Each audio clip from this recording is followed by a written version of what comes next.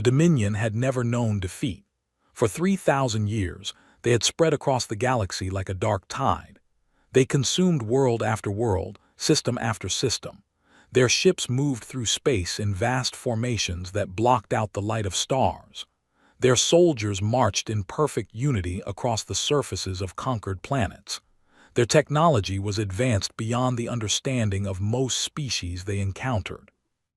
Grand Admiral stood on the command bridge of the flagship Eternal Conquest. He was tall for a nearly 8 feet, with skin that reflected the blue lights of the bridge. His 4 eyes scanned the holographic display before him, showing the latest world to fall under Dominion control. The planet was called by its native species, a race of peaceful beings who had built great cities of crystal and light. Those cities burned now. The crystal towers fell. The fled through streets filled with smoke and fire.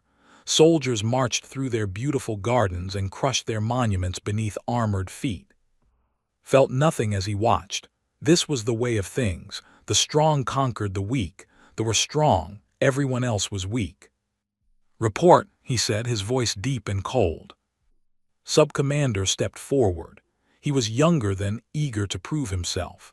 "Grand Admiral, the resistance has collapsed. Their planetary government surrendered 20 minutes ago. Our forces now control all major population centers. Processing of the population has begun." Nodded slowly. "Casualties?" "Minimal, Grand Admiral. We lost 3 soldiers in the initial assault. They had no real military capability. Their weapons were primitive. They tried to fight with tools meant for farming and construction." As expected, turned away from the display. The conquest of had taken less than 2 standard days. It was the 472nd world to fall to the Dominion during his command. He had lost count of how many species he had helped subjugate. He walked to the observation window and looked out at the stars. So many of them now belonged to the Dominion. So many more waited to be claimed. "Have our scouts found anything interesting in the outer sectors?" he asked. Consulted his data pad. "Yes, Grand Admiral. The long-range scout vessels have detected unusual signals from Sector Gamma 7. The signals appear to be communication transmissions from a species we have not yet catalogued." His 4 eyes narrowed with interest. A new species meant a new conquest. A new conquest meant more glory for the Dominion, more resources, more slaves. "Show me," he commanded.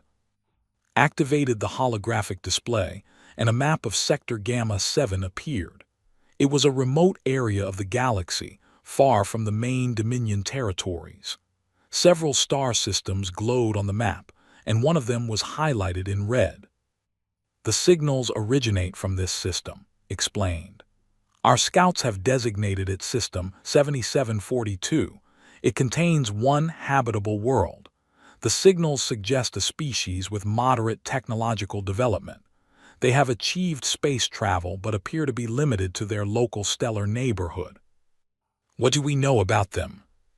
"Very little, Grand Admiral. The scouts observed them from a distance but did not make contact. The species calls itself human. They are bipedal, warm-blooded, and relatively small in stature. There is the 3rd planet from their star. They call it Earth." Studied the map. Humans, Earth. The names meant nothing to him. They were just another species waiting to be conquered, just another world waiting to burn. "How many systems do they control?" he asked. "Our scouts estimate they have colonized approximately 20 systems within their local region. Their expansion has been slow and cautious. They appear to be more focused on building their colonies than on military strength." Smiled, revealing rows of sharp teeth. This was perfect. A young species, spread thin across 20 systems with limited military capability. The conquest would be simple and quick. "Send a message to the Dominion Council," he ordered. "Inform them that I have identified our next target. The human species of Sector Gamma 7 will be brought under Dominion control within 1 standard cycle." Bowed his head. "Yes, Grand Admiral. Shall I prepare the conquest fleet?" "Yes, I want 50 warships ready for departure within 3 days. We will crush these humans and add their worlds to our empire." The message was sent. The fleet was assembled. 50 warships gathered in formation around the Eternal Conquest. Each ship was massive, bristling with weapons and carrying thousands of soldiers. Together, they represented more military power than most species could imagine. On the third day, the fleet departed for Sector Gamma 7. The journey took several weeks through faster-than-light space. During that time, studied everything the scouts had gathered about the humans. He learned about their history, their culture, their technology. He found nothing impressive. The humans were a young species. They had only achieved space travel a few centuries ago. Their ships were primitive compared to vessels. Their weapons were basic. Their numbers were small. They had fought wars among themselves, countless bloody conflicts throughout their history, but they had never faced an enemy like the Dominion. Was not concerned. The humans would fall just like every other species before them. Their cities would burn just like cities burned. Their people would submit just like everyone submitted to the Dominion. It was inevitable. The fleet dropped out of faster-than-light space at the edge of human territory. Before them lay the first human colony world, a planet they called New Haven. It was a small world, green and blue, with 2 small moons orbiting it. Could see the lights of cities on the night side of the planet. "Scan the system," he ordered. The sensors swept across the area. Data flowed across the displays. "Grand Admiral," reported, "we are detecting human activity throughout the system. There are orbital stations around the planet, several cargo vessels in transit, a small defensive station near the outer moon. Military vessels. 3 Grand Admiral, small patrol ships. They appear to be approaching our position." Almost laughed. 3 patrol ships against 50 warships. The humans were either brave or stupid, probably both. "Let them approach," he said. "I want them to see what they are facing." The 3 human patrol ships came closer. They were tiny things, barely bigger than shuttles. Their engines burned bright blue as they moved to intercept the fleet. When they were close enough, one of them sent a transmission. A human face appeared on the. It was a female with brown skin and dark hair. She wore a uniform of some kind, blue with silver decorations. Her eyes were hard but could see fear in them. Good. She should be afraid. "Unknown vessels," the human said. "This is Captain Sarah of the New Haven Planetary Defense Force. You have entered human space without authorization.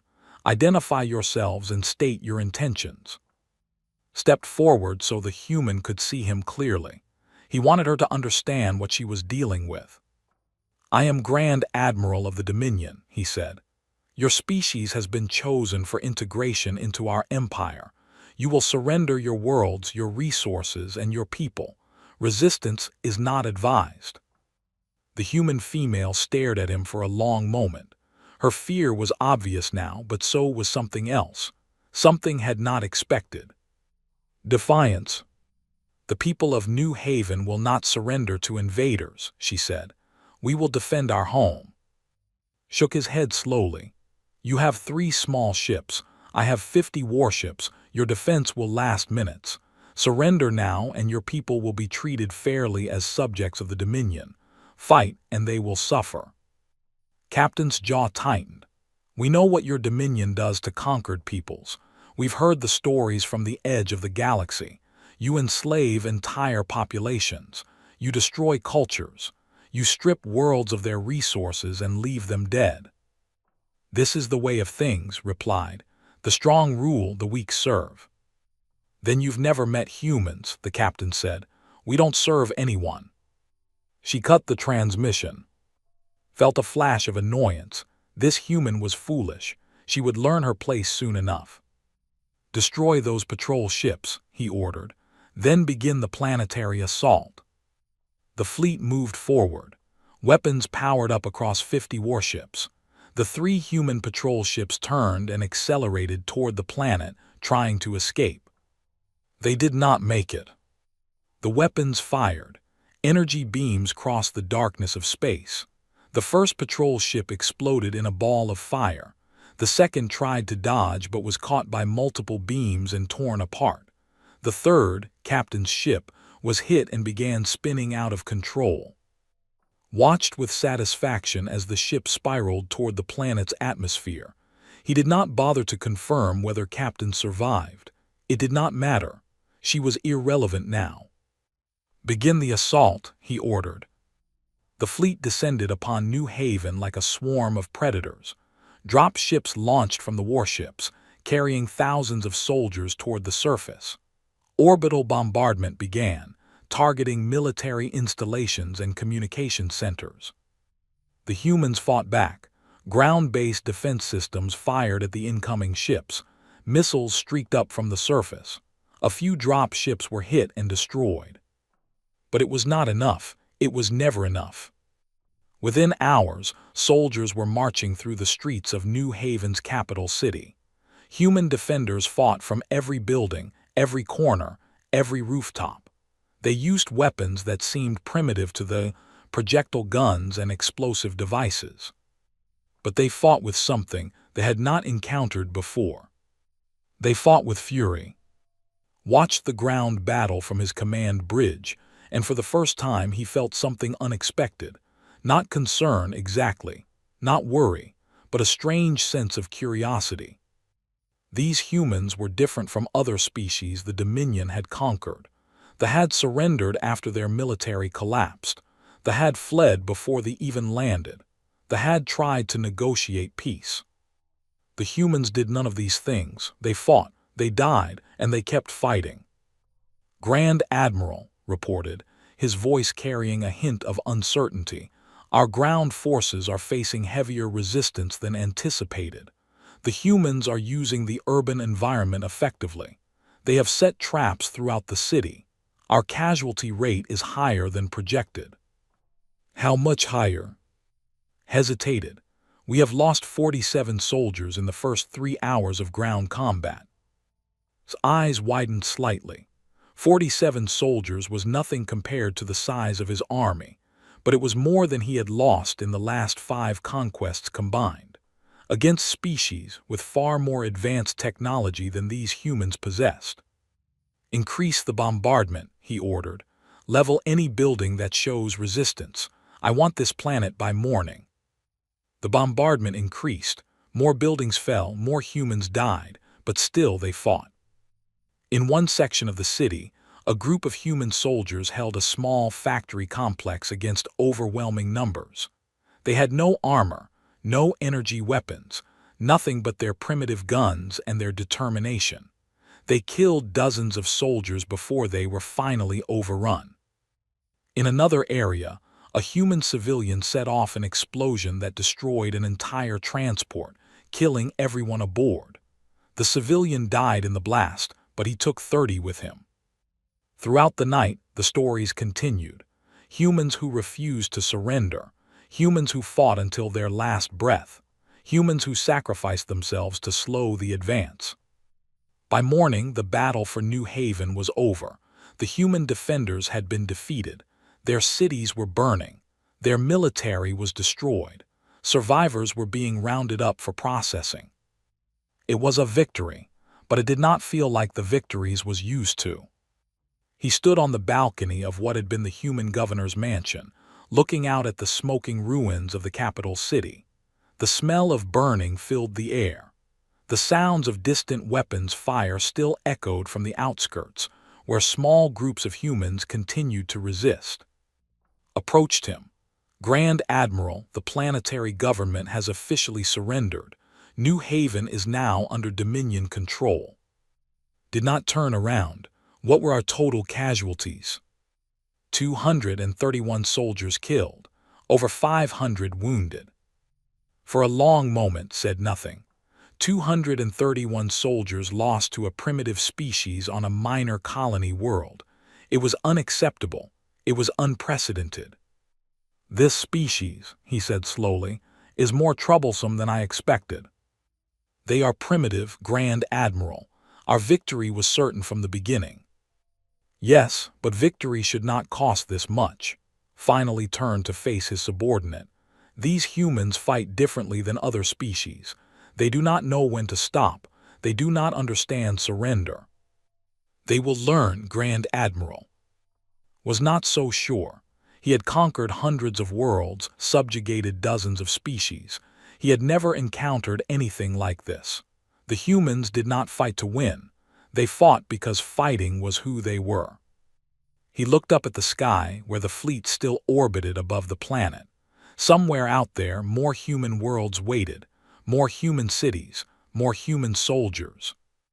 Prepare the fleet to move deeper into human territory, he ordered. We will continue the conquest, but I want additional forces brought in from the home sectors. I want 100 warships for this campaign. His eyes widened. 100 warships, Grand Admiral, for a primitive species. You saw what they did here. They killed more of our soldiers than the last 10 species combined. If we underestimate them again, we may face difficulties. The Dominion does not face difficulties. We are invincible. Said nothing. He had believed that too for 3,000 years, but something about these humans made him uncertain. Something about the way they looked at death without fear. Something about the way they chose destruction over submission. He pushed the thought aside. The Dominion was still vastly more powerful than these humans. Their victory was still inevitable. It would simply take longer than expected. 3 days later, the fleet departed New Haven and moved deeper into human space. They left behind a garrison to control the conquered planet, to process the surviving humans, to strip the world of its resources. They did not know that some humans had escaped the conquest. Small groups who fled into the wilderness, who hid in the ruins, who sent messages to the rest of human space. Warning messages. The humans were preparing for war. And somewhere in the darkness of space, a single human warship was already moving to intercept the fleet. It was old and battered, its hull from dozens of battles. Its name was painted on the side in fading letters. UES Defiant. It carried a crew of 300 humans who had heard what happened to New Haven. They had seen the reports of the fleet, of the alien invaders who thought they could conquer humanity. They were coming to show how wrong they were. The Grand Admiral did not know it yet, but his easy conquest was about to become something very different. The advance of the Dominion was about to meet its first real obstacle. And that obstacle was humanity. Captain Stone stood on the bridge of the UES Defiant and watched the stars through the forward viewport.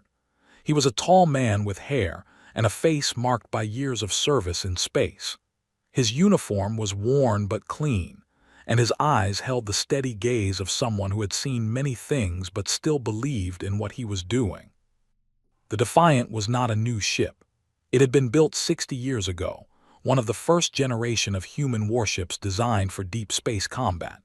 It had served in 3 border conflicts, survived 2 near-destruction events, and been repaired so many times that very little of the original structure remained. The crew joked that the Defiant was held together by welding marks and stubbornness. But it was still dangerous. Its weapons were outdated by modern standards, but they worked. Its engines were old, but they were reliable, and its crew was experienced, trained, and absolutely committed to their mission. Commander Lisa Park approached the captain. She was his second in command, a younger officer with short black hair and sharp eyes. She carried a data pad in her hands. Captain, we've received the latest intelligence from command. The fleet has left New Haven and is moving toward the system. Stone nodded slowly. The system was home to one of the largest human colonies outside of Earth. 3 million people lived there, families, children, people who trusted their military to protect them. How long until they arrive? He asked. At their current speed, approximately 6 days. And the main fleet? Park's expression darkened. Still 10 days away. Admiral is pulling ships from every sector, but the fleet is scattered. It will take time to assemble a force capable of facing 50 enemy warships. Time we don't have, Stone said quietly. He turned and looked at the crew working around the bridge. Navigation officers, weapons specialists, communication technicians. Good people, all of them. People who had volunteered for this mission knowing what it meant.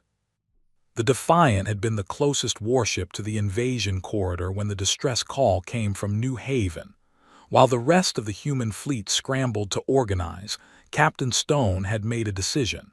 He would take his ship forward alone. He would buy time. Some had called it suicide, others had called it stupid. Stone called it duty. "What do we know about these?" he asked. Park consulted her data pad. Based on the survivors from New Haven, they're a conquering species. They've been expanding across the galaxy for thousands of years. Their technology is significantly more advanced than ours. Their ships are larger, faster, and more heavily armed. Weaknesses? None that we've identified. They fight in coordinated formations, using overwhelming firepower to crush resistance. They've never lost a major engagement in recorded history. Stone almost smiled. Then they've never fought humans. "Captain," Park said carefully, "I have to ask, what exactly is our plan? We're one ship against 50. Even if we fight perfectly, we can't win."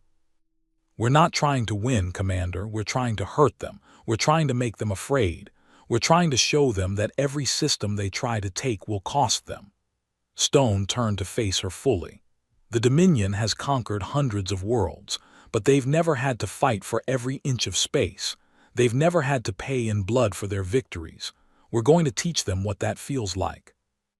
Park was silent for a moment, then she nodded. "The crew understands, Captain. We're ready." "Good. Set an intercept course for the fleet. Best speed." The Defiant turned and accelerated into the darkness of space. For 3 days they traveled through the void. The crew prepared for battle. Weapons were checked and rechecked. Damage control teams ran drills. Every system on the ship was tested and optimized. Stone spent most of his time studying the available data on tactics and technology. He learned how their weapons worked, how their shields functioned, how their ships moved in formation. He looked for patterns, weaknesses, anything he could exploit. He found one thing that interested him. They fought from a position of overwhelming strength. They expected their enemies to be afraid. They expected them to flee or surrender. Their tactics were built around this assumption. They had never developed strategies for fighting an enemy who was not afraid. An enemy who attacked instead of defended. On the 4th day, the Defiant sensors detected the fleet. 50 warships moved through space in perfect formation. The flagship, Eternal Conquest, was at the center, surrounded by rings of escort vessels. Stone stood on the bridge and watched the distant fleet on the display. His jaw was tight, but his hands were steady. "All hands to battle stations," he ordered. "This is not a drill." Alarms sounded throughout the ship. Crew members rushed to their positions. Weapons powered up. Shields activated. The Defiant trembled slightly as its systems came fully online. "Captain," the sensor officer reported, "the fleet has detected us. They're altering course to intercept." "How long until weapons range?" 20 minutes at current speeds." Stone nodded. "Open a communication channel, wide broadcast." "Channel open, Captain." Stone straightened his uniform and stepped forward. He wanted them to see him clearly. "Fleet, this is Captain Stone of the United Earthship Defiant. You have invaded human space and attacked our colony at New Haven. You have murdered our people and destroyed our cities. In the name of the United Earth Alliance, I am ordering you to withdraw from human territory immediately." He paused, knowing how ridiculous the demand must sound to a fleet of 50 warships. "If you do not withdraw, I will be forced to take action. You have 1 hour to respond." He cut the transmission and stepped back. Park looked at him with raised eyebrows. "An ultimatum. They're going to think we're insane." Good, let them think that. On the bridge of the Eternal Conquest, Grand Admiral watched the recorded transmission with a mixture of confusion and contempt. One human ship, one ancient, battered vessel, demanding that his fleet withdraw.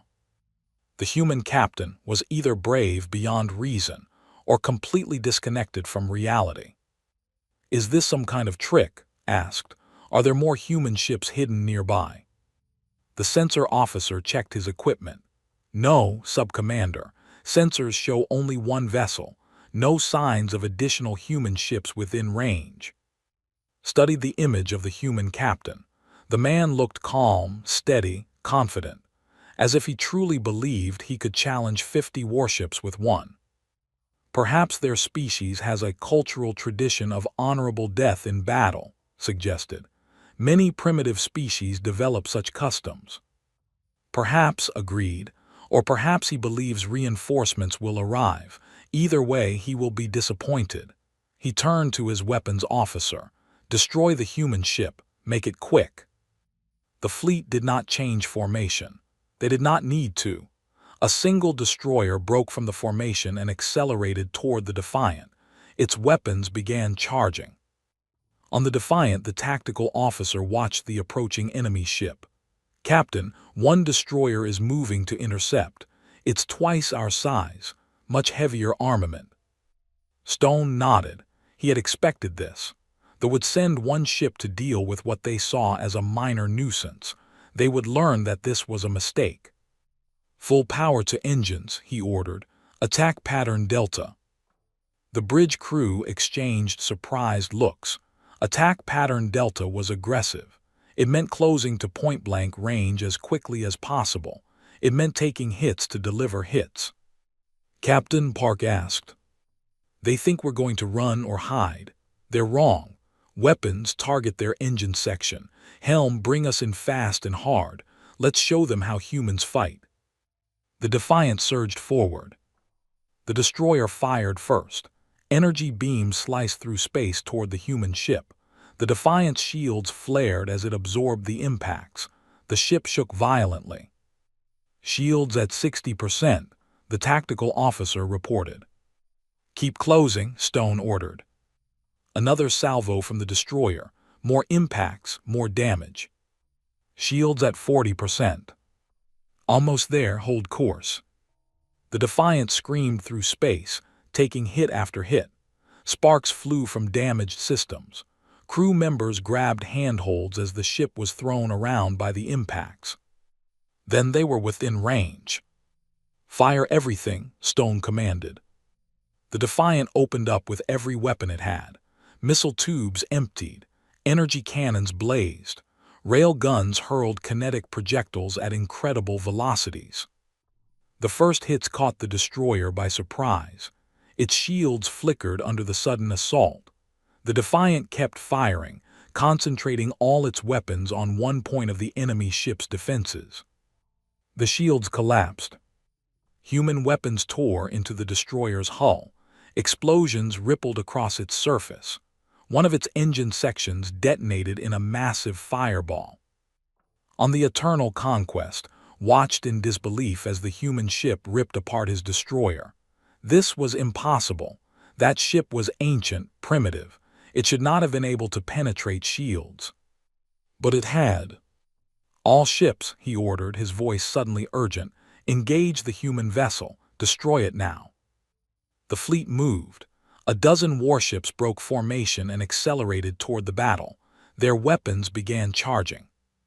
The Defiant's tactical officer looked at the incoming ships with wide eyes. "Captain, we have multiple contacts, 12 enemy warships approaching." Stone allowed himself a small smile. His gamble had worked. He had bloodied the nose, and now they were responding with emotion instead of logic. They were abandoning their formation to chase one ship. "Helm, take us into the asteroid field at bearing 37 Mark 9. Best possible speed." The Defiant turned and ran. Behind it, the damaged destroyer listed in space, fires burning across its hull. Its crew was dead or dying.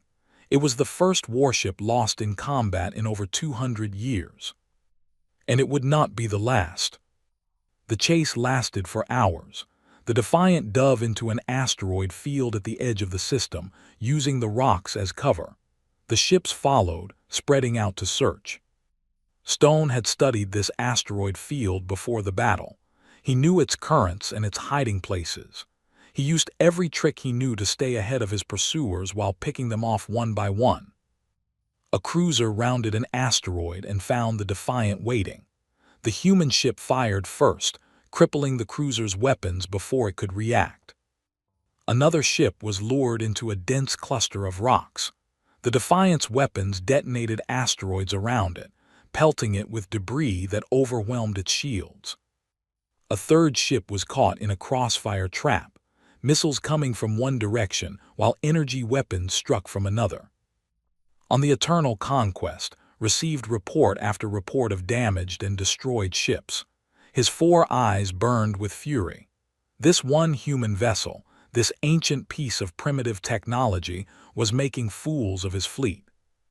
"Recall all ships," he finally ordered. "Reform the formation. We are not chasing this human through asteroid fields." Looked relieved. "A wise decision, Grand Admiral. The human ship is using guerrilla tactics.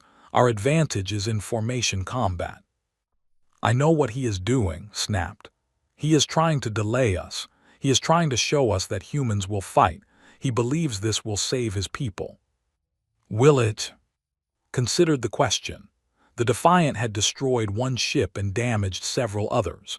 In the grand scheme of things, it was a minor victory for the humans, but it was also something more. It was a symbol. "Continue toward the system," ordered, "but I want every ship at full alert. No more underestimating these humans." The fleet reformed and continued its advance. The Defiant shadowed them, staying just at the edge of sensor range, watching, waiting. On the human ship, the crew was exhausted but triumphant. They had hurt the invaders. They had shown them that humanity would not go quietly. Stone stood alone in his quarters looking at a photograph. It showed a woman and 2 children smiling on a sunny beach. His family, his reason for fighting. They lived on. They were in the path of the advance, and there was nothing he could do to protect them except buy time. "Captain, to the bridge," came the call over the intercom. Stone put the photograph away and returned to duty. On the bridge, Park was waiting with a tablet. Her face was pale. "We've received a transmission from command," she said. "The main fleet is still 8 days away. Admiral is pushing as hard as he can, but the ships are scattered. They can't move any faster." "And the will reach in 2 days," Stone said. "Yes, sir, we're out of time." Stone looked at the display, showing the fleet moving steadily toward its target. 50 warships, minus the ones the Defiant had destroyed or damaged. Still more than enough to overwhelm any defense. "What about the defense force?" he asked. 12 ships, all older than the Defiant. They've been recalled to protect the planet, but against that fleet," Park trailed off. "They both knew what would happen." Stone made his decision. "Set a course for," he ordered. "We're going to fight with them." "Captain, if we do that, we'll be trapped. No retreat, no escape." "I know," Stone looked around the bridge at his crew, "but we're not going to let those people die alone. We're humans. We stand together." No one argued. No one asked to leave. They were all volunteers. They all knew why they were here. The Defiant turned toward and accelerated. Behind them, the fleet continued its advance. Grand Admiral sat on his command throne, planning the destruction of another human world. He did not know that the single ship that had caused him so much trouble was racing ahead to face him again.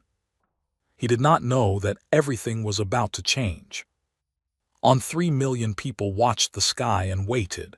They had heard what happened to New Haven. They knew the aliens were coming. They knew their military was outmatched. But they were preparing to fight anyway. Families stored food and supplies.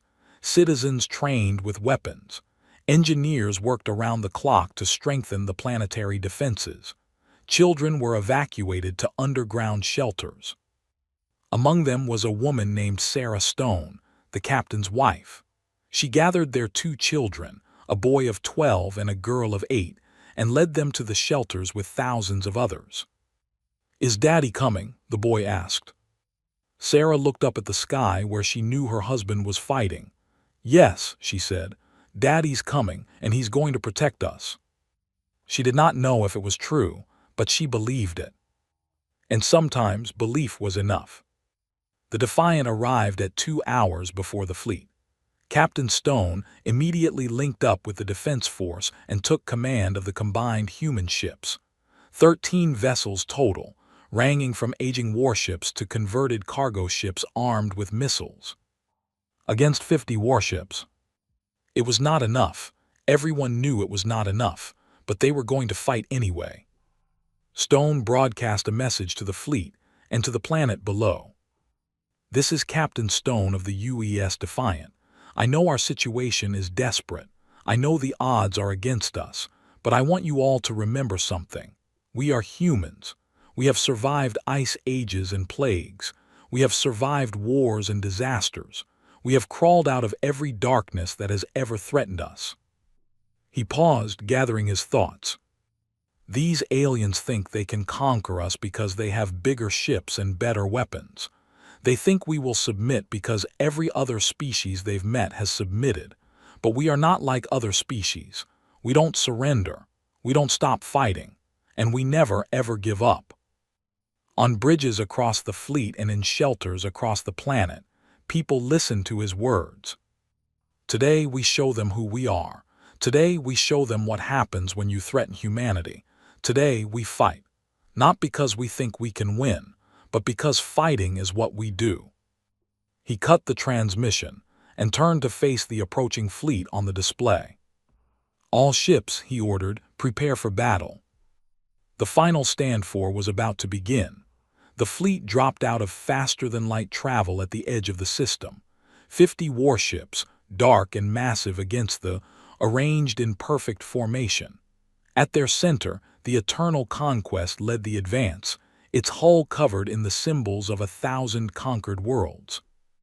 Grand Admiral stood on his command bridge and surveyed the system before him. Was a young colony, barely a century old. Its primary world was a blue-green jewel, smaller than Earth but rich with life. Cities dotted its continents, connected by networks of transportation and communication. 3 million humans lived there. Soon, they would belong to the Dominion. "Report," commanded. Sub-Commander consulted the tactical displays. "The Human Defense Force has assembled near the planet, 13 ships in total.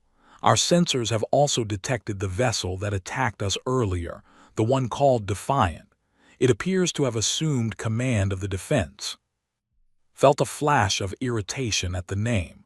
That single ship had killed more than any enemy in centuries. It had embarrassed him before his own fleet. He would enjoy watching it burn. "Their formation?" he asked. "Defensive positioning around the planet. They have also activated orbital defense platforms, though our analysis suggests these are minimal. Ground-based weapons are charging, but they lack the power to threaten our fleet at range." As expected, moved to the center of the bridge. "All ships, advance to combat range. Formation Alpha 7. We will overwhelm them with superior numbers and firepower. I want this planet secured within 12 hours. The fleet moved forward. On the Defiant, Captain Stone watched the enemy approach on the tactical display. His face was calm, but his heart was racing. This was it, the final battle. "All ships report ready," Commander Park announced. "Planetary defense platforms are online. Ground batteries are charged." Stone nodded. He had spent the last 2 hours positioning his small fleet, trying to maximize their chances. The 13 human ships were arranged in a layered defense, with the larger vessels in front and the smaller ones behind. They would make the pay for every kilometer of space. "Signal the fleet," he ordered. "Execute Plan Omega on my command." Park's eyes widened slightly. Plan Omega was desperate. It was designed for situations where victory was impossible, where the goal was simply to inflict maximum damage before being destroyed. It was a plan for people who had nothing left to lose. "Plan Omega confirmed," she said quietly. The two fleets closed the distance. Minutes felt like hours. The darkness between them shrank steadily. Then they opened fire. The space between the fleets erupted with energy. Blue beams of destruction lanced across the void, striking the human ships. Shields flared and overloaded. Hulls buckled under the assault. The human ships fired back. Missiles streaked toward the enemy. Rail guns hurled kinetic projectiles at incredible speed. Energy cannons blazed. The first human ship died within seconds. The cargo vessel Brave Heart, converted for combat just days ago, took a direct hit to its reactor. It vanished in a ball of nuclear fire, taking its crew of 40 with it. "Brave Heart is gone," the tactical officer reported, his voice strained. Stone did not respond. There was nothing to say. He had known this would happen. "Maintain formation. Continue firing." The battle raged. Human ships darted and weaved, trying to avoid the devastating weapons while delivering their own attacks. The ships moved with mechanical precision, their overlapping fire creating walls of destruction. A second human ship fell, then a third. But the humans were not dying without effect.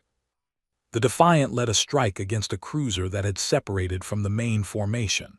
3 human ships concentrated their fire on it, overwhelming its shields and tearing into its hull. The cruiser tried to retreat but was caught by a spread of missiles that detonated along its spine. It broke apart, spilling debris into space. "Target destroyed," the weapons officer called out. "Target the next one," Stone ordered. "Keep moving." On the Eternal Conquest watched the battle with growing frustration. The humans were losing clearly and decisively.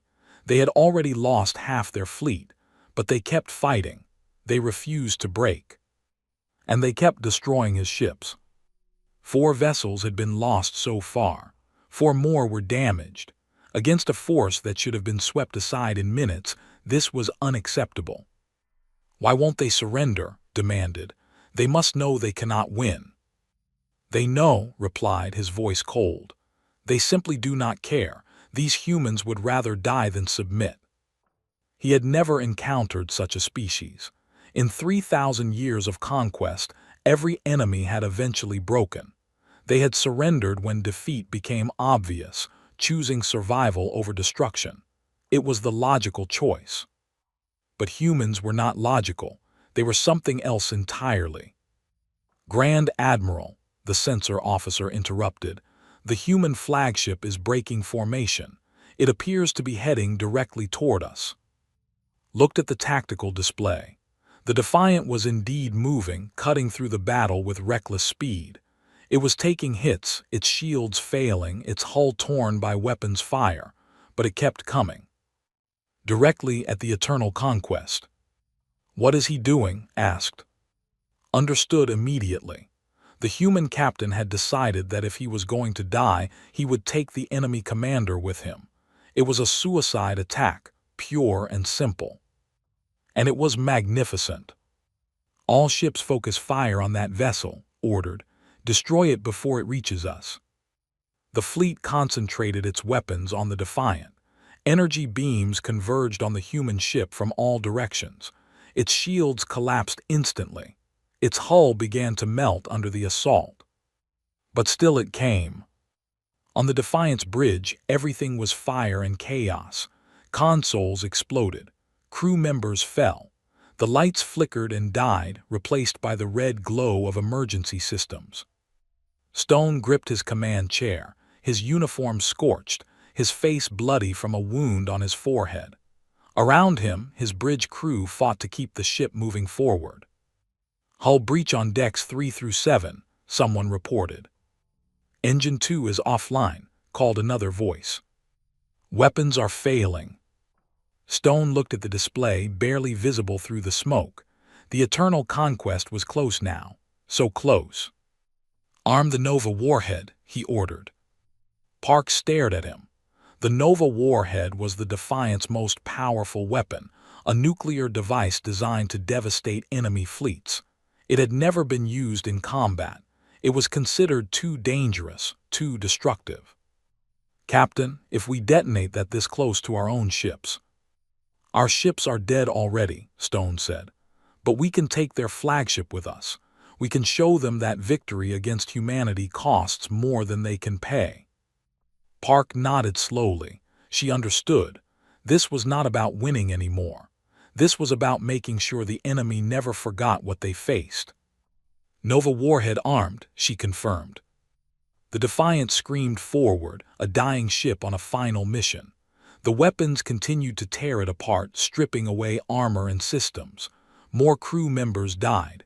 More fires spread. But the ship would not stop. Watched the human vessel approach with a mixture of horror and respect. This captain, this human, was willing to sacrifice everything to strike a blow against the Dominion. He was turning his own death into a weapon. "Hard turn to port," shouted. "All power to engines, get us away from that ship." The Eternal Conquest began to move, its massive engines struggling to push the flagship aside.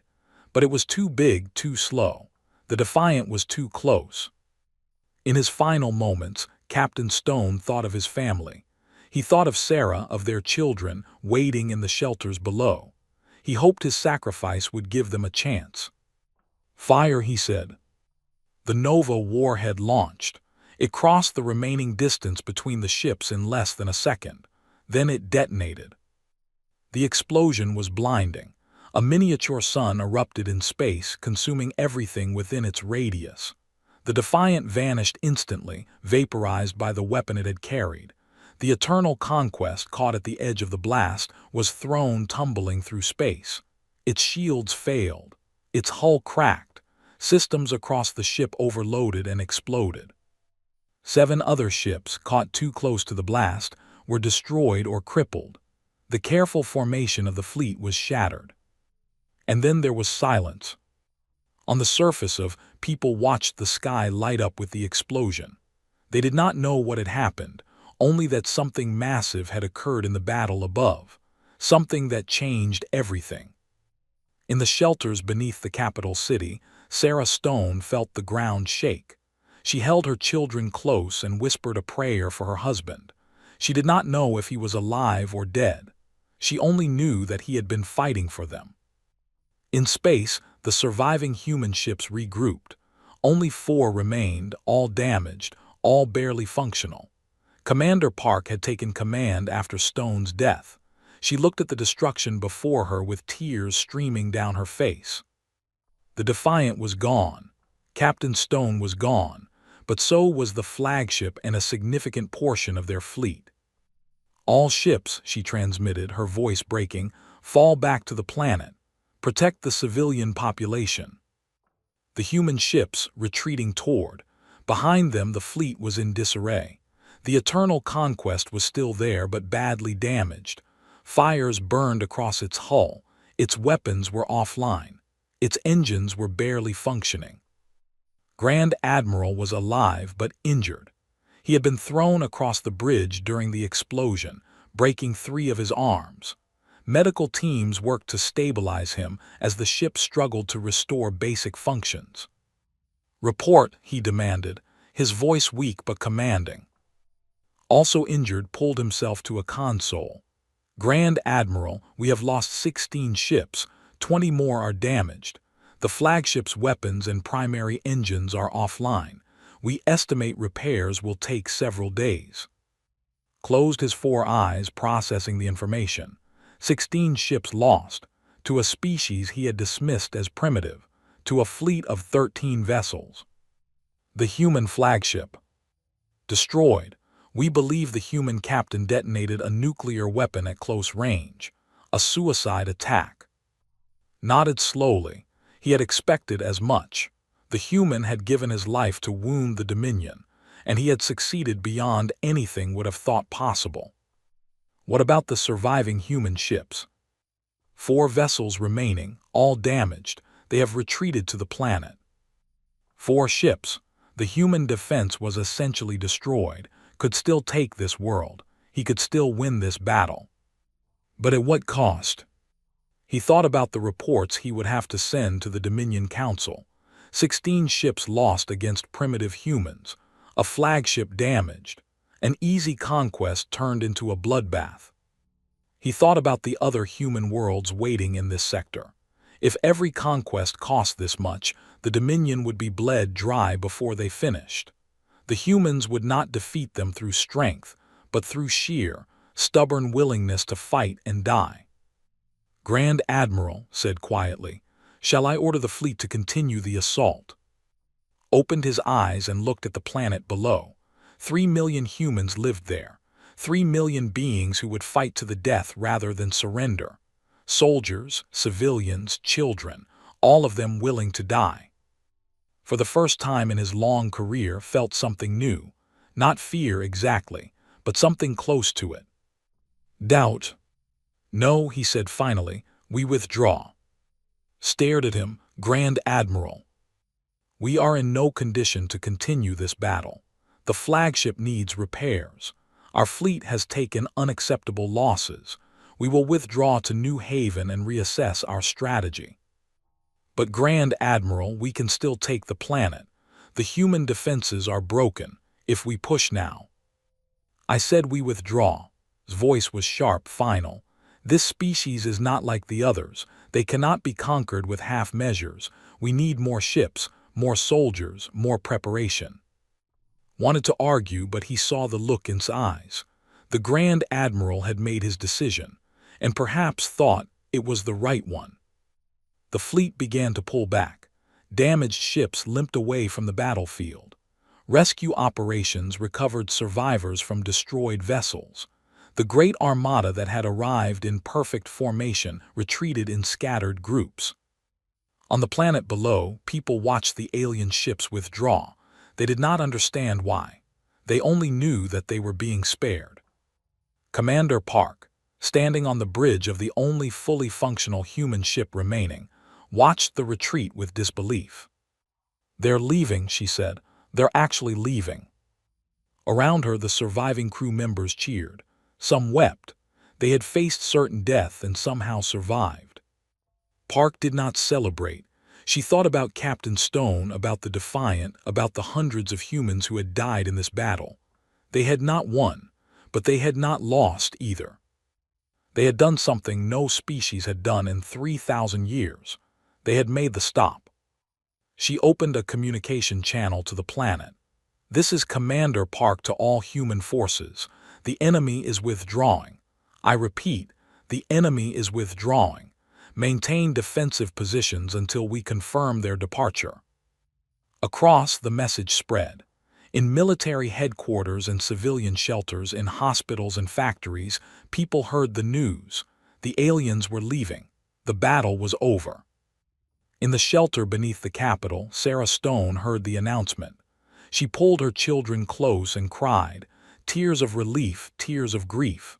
Her husband had saved them. His sacrifice had meant something. She did not know that across human space, the news was already spreading. The story of the Defiant's last stand. The tale of how one ship and its brave captain had broken the advance. It would become legend, passed down through generations. But for now, all that mattered was survival. The humans had survived. And somewhere in the void, the United Earth Fleet was still coming. Admiral had heard what happened at. She had seen the reports of Captain Stone's sacrifice. She had watched the footage of 13 ships holding against 50. And she had sworn an oath. There would not take another human world, not while she still breathed, not while Earth still stood. The war was not over. It had only just begun. 3 weeks had passed since the Battle of. 3 weeks since Grand Admiral had been forced to retreat. 3 weeks since the Dominion had experienced something they had not known in 3,000 years. Defeat.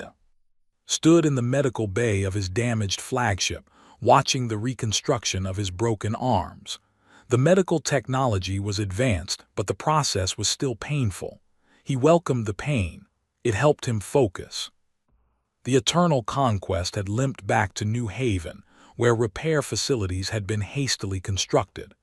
The flagship would take months to fully restore. In the meantime, commanded from a temporary facility on the planet's surface. A facility surrounded by burning cities and enslaved humans. Entered the medical bay, his expression troubled. "Grand Admiral, we have received new intelligence from our scout ships." Did not look away from the medical equipment. "Report. The human fleet has assembled near there. Our scouts count over 200 warships of various sizes. They appear to be organizing for a major offensive." 200 ships. Processed the number. He still had superior forces in the region, but the margin was narrower than he liked. And he knew now that numbers alone did not determine the outcome of battles with humans. "What else?" he asked. Hesitated. "There have been incidents on New Haven." "What kind of incidents?" "Resistance, coordinated attacks on our facilities, sabotage of our equipment. Our garrison has lost 37 soldiers in the past week to what appear to be guerrilla operations." Finally turned to face his subordinate. "Guerrilla operations, the planet is, their military was destroyed. It appears the civilians have taken up arms, Grand Admiral. They are using improvised weapons, homemade explosives. They attack at night and disappear before we can respond. Our soldiers cannot tell the difference between combatants and civilians." Felt a chill run through his body. This was not supposed to happen. On every other conquered world, the population had accepted their fate. They had submitted to Dominion rule. They had become obedient subjects. The humans were not becoming obedient. "Increase patrols," ordered. "Execute any human caught with weapons. Make examples of them." "We have been doing that, Grand Admiral. It has not stopped the attacks. If anything, they have intensified." Stared at for a long moment. He understood what his subordinate was telling him, even if did not say it directly. The standard methods of conquest were not working. The humans did not respond to fear and punishment the way other species did. "Show me," the human said. They moved to a briefing room, where holographic displays showed the Sol system. Earth hung in the center of the image, a blue and green world remarkably similar to many of the planets the Dominion had conquered. It had large oceans, green continents, white clouds swirling in the atmosphere. It looked peaceful, beautiful. But knew better now. "What do we know about Earth?" he asked. Activated additional displays. Earth is the origin world of the human species. Population approximately 12 billion. Highly industrialized. Heavy military presence, including orbital defense stations and ground-based weapons capable of threatening ships in orbit. "What about their history?" Seemed surprised by the question. "Their history, Grand Admiral." "Yes, I want to understand these beings. Show me their history." The displays changed, showing a timeline of human civilization. Watched it unfold with growing unease. The humans had been fighting wars since before they invented writing. They had developed weapons of increasing destruction over thousands of years. They had created explosives, poison gases, atomic bombs. They had destroyed entire cities, killed millions of their own kind, their planet with the marks of countless conflicts. And yet they had survived. Not just survived, but thrived. Every war had made them stronger. Every disaster had pushed them to adapt and improve. They were a species forged in the fires of constant struggle. They have been fighting each other for their entire existence, observed. "Yes, Grand Admiral. Our analysts believe this explains their unusual combat effectiveness.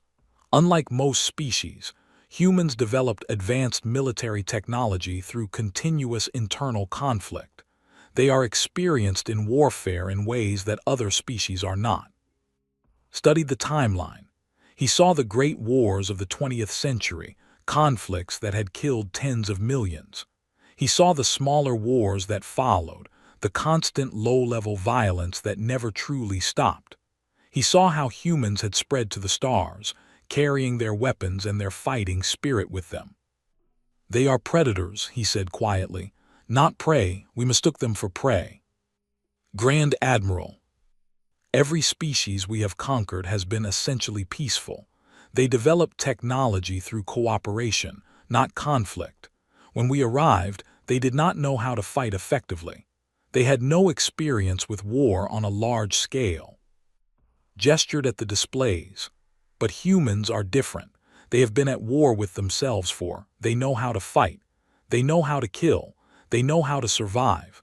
We are not introducing them to violence. We are challenging them to a contest they have been training for since the dawn of their civilization. Consider this. What do you recommend, Grand Admiral? I recommend we request additional forces from the Dominion Council, many more forces, and I recommend we develop new strategies for dealing with this species. The Council may not approve. They have never committed more than 50 ships to a single conquest. Then they will learn what we have learned, said, or they will watch the Dominion's expansion end in this sector. He turned away from the displays. In the meantime, prepare our remaining ships for defensive operations. I believe the humans will attack soon, and this time they will not be defending. They will be hunting. He was right. 2 days later, the human fleet arrived at New Haven. Admiral Jennifer stood on the bridge of the UES Resolution, the largest warship in the human fleet. She was a small woman with streaked black hair and eyes that had seen too much death. She had commanded ships for 30 years. She had never commanded anything like this. Around her, 214 human warships moved through space. Destroyers, cruisers, battleships, carriers. Ships from every human colony gathered for one purpose: liberation. "Admiral," her communications officer reported, "we have completed our scan of the system. Forces number approximately 60 ships clustered near the planet. Most appear to be damaged or under repair." Studied the tactical display. The aliens had been hurt at. They had retreated here to lick their wounds. They had not expected the humans to follow so quickly. Good, surprise was an advantage. "What about civilians on the surface?" she asked. "Sensors detect approximately 2 million human life signs. The aliens appear to be holding them in several large facilities near the original colony cities. 2 million survivors, 2 million people who had endured weeks of alien occupation, thought about the reports she had seen, accounts from escaped refugees about what they did to conquered peoples. The work camps, the processing centers, the casual brutality. "Signal the fleet," she ordered. "Execute Operation Redemption." The human fleet moved forward. On the Eternal Conquest, alarms screamed as sensors detected the incoming ships. Grand Admiral, still recovering from his injuries, was helped to the command bridge. He looked at the tactical display and felt his heart sink. Over 200 human ships. His damaged fleet had no chance of defeating such a force in open combat. "Order all ships to defensive positions around the planet," he commanded. "We will use the orbital infrastructure as cover. The humans will not risk bombarding their own people." He was right about that, at least. The human fleet did not open fire as it approached. It split into 3 groups, each one moving to surround the forces from different angles. Grand Admiral reported, "The humans are hailing us." On screen, Admiral's face appeared on the display. She looked at with cold eyes, no trace of fear or hesitation in her expression. "Commander," she said, "I am Admiral Jennifer of the United Earth Fleet. You have invaded human space, murdered our people, and occupied our colony. I am giving you one chance to surrender. Release the civilian population and withdraw your forces from this system. If you comply, you will be allowed to leave peacefully." Stared at the human female. She was offering him terms. She was giving him a chance to retreat with honor intact. It was more than he deserved. It was more than the Dominion had ever offered to anyone. "And if I refuse?" he asked. Then I will destroy your fleet, land my troops on that planet, and free those people myself. And I will not be offering quarter to anyone who resists. Believed her. He could see it in her eyes. This human would do exactly what she said. She would fight until every in this system was dead or gone. He thought about his options. He could fight and certainly lose. He could surrender and accept the shame of failure. Or he could do something else. I will consider your terms, he said. I require 1 hour to consult with my officers. Nodded. 1 hour, not a second more. The transmission ended. Turn 2. Begin evacuating all non-essential personnel to the transport ships. Prepare the fleet for emergency jump to hyperspace. We are retreating. We are preserving our remaining forces. This battle is lost, but the war continues. Looked at the human fleet on the display. We will return, with enough ships to crush these humans once and for all. The evacuation began immediately. Soldiers and crew members rushed to transport ships. Equipment and supplies were left behind. The priority was getting as many personnel off the planet as possible. But Admiral was not going to let them escape easily. Admiral, her tactical officer, reported, "They are evacuating. Transport ships are launching from the surface." Had expected this. She had given them an hour hopping they would take it. The longer they spent preparing to leave, the fewer resources they could take with them. Allow the transports to reach their fleet. Target only warships if they attempt to engage. Yes, Admiral. The human fleet watched as the evacuation continued. Transport after transport lifted from New Haven, carrying soldiers and crew to the waiting warships. The hour passed in tense silence. Then the fleet began to move. The ships formed up around the transports, protecting them as they prepared to jump to hyperspace. Admiral, the enemy fleet is accelerating toward the jump point. Nodded. Let them go. Our priority is the people on that planet. She did not want more fighting today. She had lost friends she had read the reports of Captain Stone's sacrifice. She knew the cost of war with these aliens. But she would fight if she had to. She would fight until humanity was safe. The fleet reached the jump point and engaged their hyperspace drives. One by one, the ships vanished into the void, fleeing from the system they had conquered just weeks ago. In minutes, they were gone. On the surface of New Haven, the human survivors watched the alien ships disappear. They did not understand what was happening.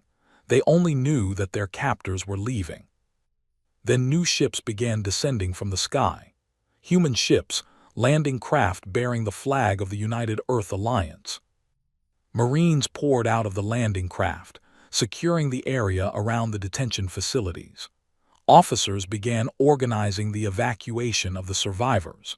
Medical teams set up field hospitals to treat the sick and injured. Admiral came down with the second wave. She walked through the camps, seeing the conditions the survivors had endured. The cramped quarters, the inadequate food, the marks of alien discipline on human bodies. She stopped beside a young woman who was being treated by medics. The woman looked up at her with hollow eyes. "Are you really here?" the woman asked. "Is it really over?" Knelt beside her. "We're really here. You're safe now." The woman began to cry. Not quiet tears, but deep, racking sobs. The sound of someone who had held themselves together through horror and was finally allowed to break. Stayed with her until the medics took her away. Then she stood and looked around at the scene of liberation. Thousands of people free again, families reuniting, children being carried to safety. This was what they were fighting for. This was why it mattered. She activated her communicator. "Admiral to fleet, New Haven is secure. Begin recovery operations." The message spread across the fleet and then across human space. New Haven was free. The had retreated. Humanity had won its second victory against the alien invaders. But knew this was not the end. They would return. They would come with more ships, more soldiers, more determination. This war was far from over. She looked up at the stars, wondering where the enemy had gone, wondering what they were planning. Somewhere out there, Grand Admiral was asking himself the same questions about humanity. The next battle would decide everything. Both sides knew it. Both sides were preparing. The war for survival was about to enter its final phase. And Earth itself would become the battlefield. 6 months had passed since the liberation of New Haven. 6 months of preparation, of building, of waiting. Both sides knew the final battle was coming. Both sides were ready. Grand Admiral stood on the bridge of the new Dominion flagship, the Unstoppable Will. It was larger than the Eternal Conquest, more heavily armed, more heavily armored. Around it, 500 warships filled the space near the system's edge. The largest fleet the Dominion had assembled in 1,000 years. The Dominion Council had finally understood. The humans were not a minor annoyance to be crushed with minimal effort. They were a genuine threat that required overwhelming force. Had spent months arguing before the council. He had shown them the reports from New Haven and he had explained the nature of human warfare, their history of conflict, their refusal to surrender. He had convinced them that this conquest would require everything the Dominion could bring. Now that force was assembled, 500 warships carrying 1,000,000 soldiers, enough to crush any resistance and occupy every human world. But was no longer confident of easy victory. He had learned too much about humans to believe they would simply surrender. Grand Admiral reported, long-range sensors have detected the human fleet assembling near there, approximately 400 ships. Nodded, the humans had been building too. Every shipyard in their territory had been working at maximum capacity, producing new warships to face the invasion. They had pulled together everything they had for this final stand. It would not be enough. 500 against 400. The still had the numerical advantage, and their technology was still superior. But knew those numbers did not tell the whole story. The humans had something his forces did not. They had a reason to fight beyond conquest and duty. They were fighting for their homes, their families, their very existence. Set course for Earth, ordered. Maximum speed. All ships maintain formation. The fleet moved forward, jumping into hyperspace for the journey to the human. On Earth, Admiral Jennifer stood in the central command bunker beneath the surface of the planet. Holographic displays covered the walls, showing the position of every human ship, every orbital platform, every ground-based weapon system. The warning had come 2 hours ago. The fleet had been detected at the edge of human space, moving toward Earth. 500 ships, the largest force humanity had ever faced. Looked at her own forces. 412 warships, arrayed in defensive positions around Earth and its moon. Every ship that could fly was here. The colonies had been left with minimal defenses. Everything was being committed to this battle. Everything. Admiral, her aide reported. The president is on the line. Activated the communication. President Maria Santos appeared on the screen, her face tired but determined. Admiral, are we ready? As ready as we can be, Madam President. Our fleet is in position. Ground defenses are active. The civilian population has been moved to shelters. What are our chances? Hesitated. She had never lied to a superior officer. She was not going to start now. Honestly, Madam President, I don't know. We're outnumbered but we've beaten them before against worse odds. We held 50 ships with 13. We've learned a lot about how they fight, and they've never faced resistance like what we're going to throw at them. President Santos nodded slowly.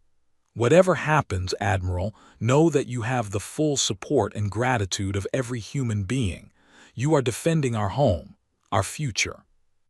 I know, Madam President, we won't let you down. The communication ended, turned back to the tactical display. The fleet would arrive in approximately 4 hours.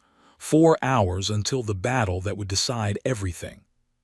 She thought about Captain Stone, the man who had shown humanity that the invaders could be hurt. His sacrifice had given them time to prepare, time to build, time to hope. Now it was her turn to finish what he had started. "Signal all ships," she ordered. "Admiral to the fleet. The enemy is coming. You all know what's at stake. Today we fight not just for Earth but for every human colony, every family, every child who will ever be born. They think they can conquer us because they've conquered everyone else. Today we show them why humanity is different." She paused, gathering her thoughts. "Remember Captain Stone. Remember the Defiant. Remember New Haven. We don't surrender, we don't give up. We fight until we win or until there's nothing left to fight with.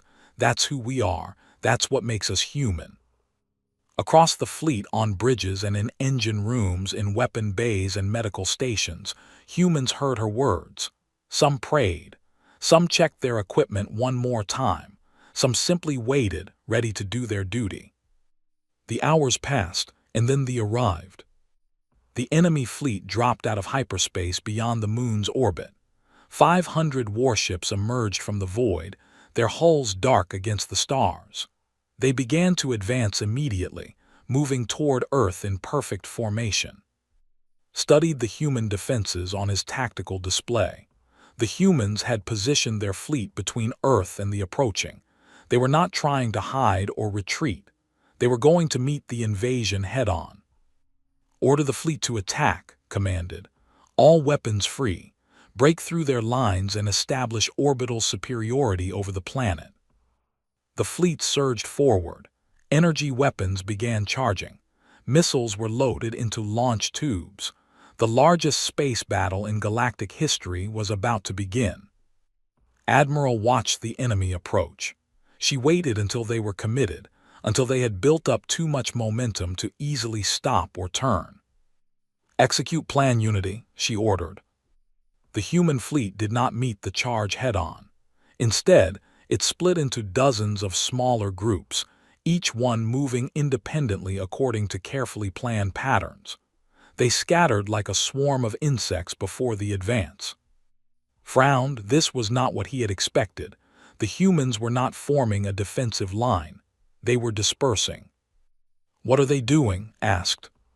Before could answer, the first human attacks began. Small groups of human ships struck at the edges of the formation. They fired quick salvos, then retreated before they could respond effectively. As soon as one group, another attacked from a different direction. It was chaos. The formation, designed for overwhelming frontal assault, struggled to adapt to enemies that would not stand and fight. Ships on the edges of the formation took damage. Some tried to chase their attackers, breaking from the main body. "Maintain formation," shouted. "Do not let them draw you away." But some captains had already broken ranks. They chased human ships into cleverly placed ambushes, minefields concealed in asteroid debris, concentrated crossfires from multiple directions, orbital weapons platforms that had been hidden until the perfect moment. The battle became a swirling mess of individual engagements spread across millions of kilometers of space. The numerical advantage was diluted as their ships became separated from each other.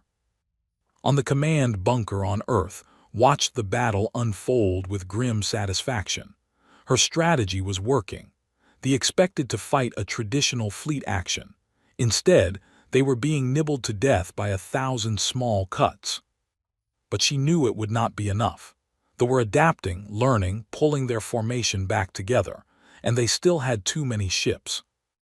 "Admiral," her aide reported, "the enemy core fleet is pushing through toward Earth.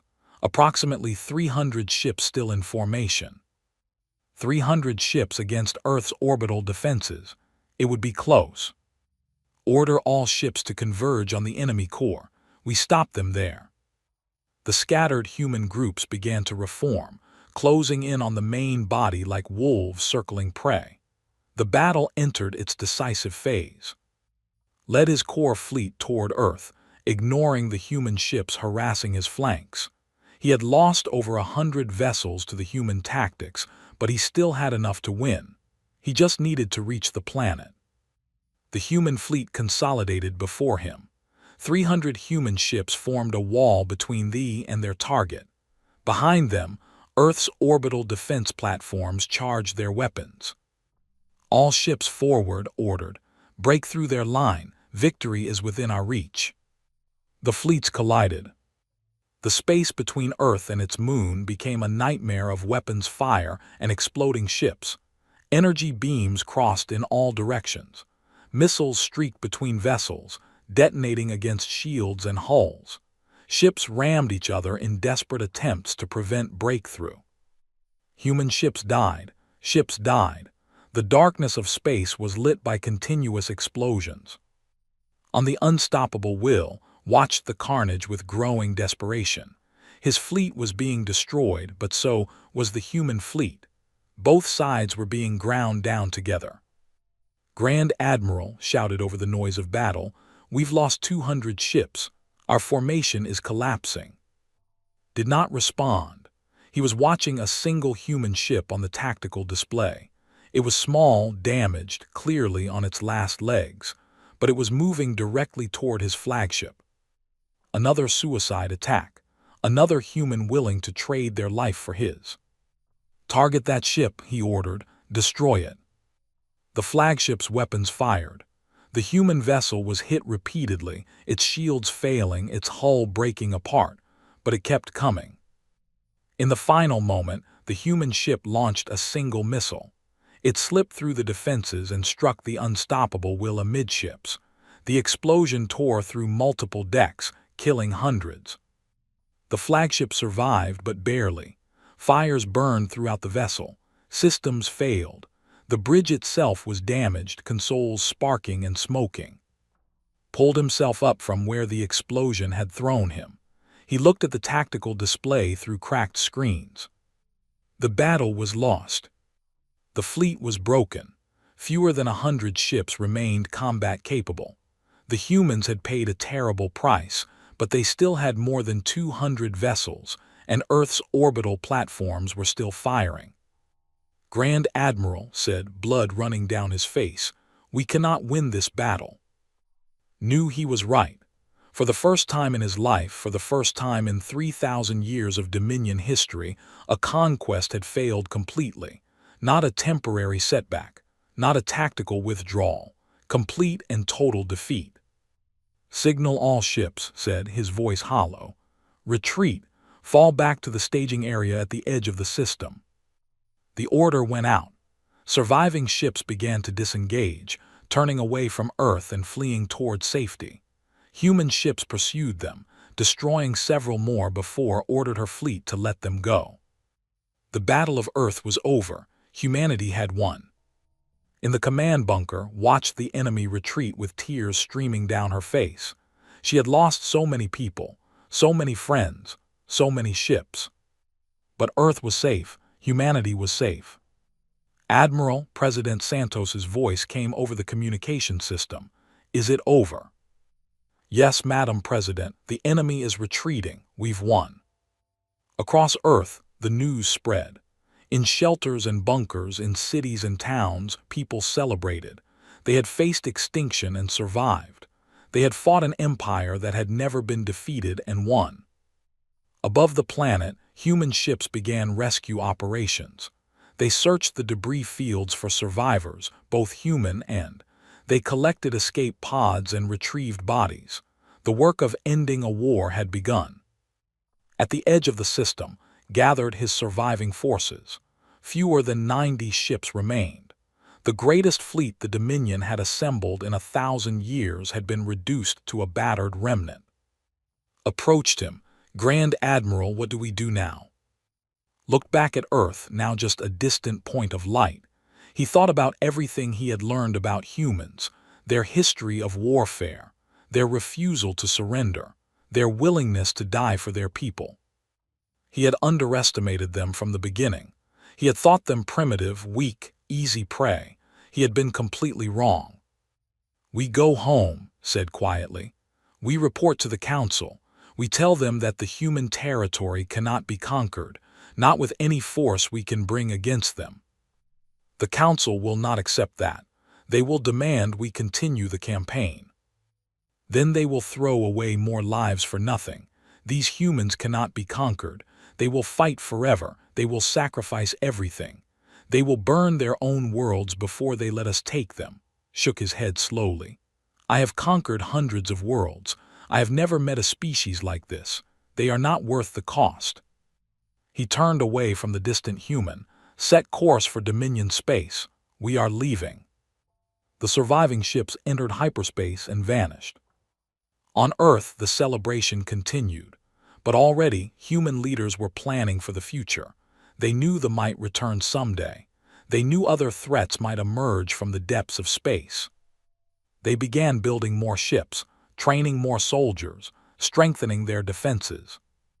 They had learned something about themselves in this war. They had learned that humanity was stronger than they had known, that when pushed to the edge, they could push back harder than anyone expected. A year later, a memorial was dedicated on. It stood at the site where Captain Stone had made his final stand, a simple monument bearing the names of everyone who died defending human space. Sarah Stone was there with her children, now a year older. They placed flowers at the base of the monument, beneath the name of their husband and father. He saved us, the boy said. Sarah nodded. He saved everyone. He showed us that we could fight back. He showed us that we didn't have to be afraid. Around them, thousands of people gathered, veterans of the war, families of the fallen, citizens who had lived through the invasion and survived. Admiral spoke at the ceremony. She talked about sacrifice and courage. She talked about what it meant to be human. She talked about the future they had secured through blood and determination. And she made a promise. Never again will we be caught unprepared. Never again will we underestimate a threat. We will always remember what we learned in this war. We will always remember that freedom is not given. It must be fought for. It must be defended. And we will always be ready to defend it. The crowd cheered. The children watched. The names on the monument gleamed in the sunlight. Far away, in the heart of the Dominion, the Council debated what to do about the humans. Some wanted another invasion. Others wanted to negotiate peace. Others wanted to simply avoid human space forever. They had never faced such a choice before. They had never met a species they could not conquer. In the end, they chose caution.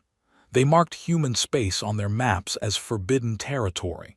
They warned their captains and their explorers to stay away. The humans, they said, were too dangerous to fight. It was the highest compliment the Dominion had ever paid to anyone. And somewhere in the stars, on 1,000 different worlds, other species heard the story. They heard about the humans who had stopped the advance. They heard about the single warship that had started it all. They learned a new truth about the galaxy. There was a species out there that did not surrender, a species that fought until the end, a species that would rather die than kneel. They were called humans, and they would change everything.